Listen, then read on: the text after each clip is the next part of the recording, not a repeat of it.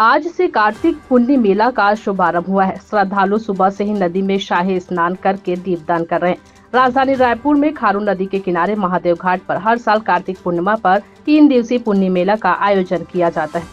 मुख्यमंत्री भूपेश बघेल ने आज कार्तिक पुण्य के अवसर पर प्रातः रायपुर के महादेव घाट पहुंचकर खारून नदी में डुबकी लगाकर शाही स्नान किया। मुख्यमंत्री भूपेश बघेल सह परिवार नदी में दीपदान कर महादेव मंदिर में विशेष पूजा अर्चना की। इस अवसर पर श्रद्धालुओं की भीड़ उमड़ी।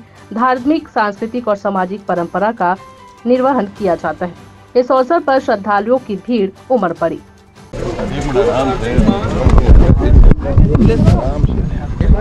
चेहरे का ध्यान रखना। पूरे कार्तिक मास में सूर्योदय पहले स्नान करने की हमारी छत्तीसगढ़ के परंपरा में रही है, और ख़ासकर जो बच्चे हैं वो ज़रूर कार्तिक मास में गांव में जाते हैं, और उसी परंपरा के अनुसार आज मैं भी महंत राम सुंदर दास जी के साथ, प्रदीप शर्मा जी हैं, एजाज है, प्रमोद है, सब साथी हमारे आए हैं, और खारून तट में यहाँ हम लोग हटकेश्वर महादेव के दर्शन भी किए और खारून में डुबकी भी लगाए।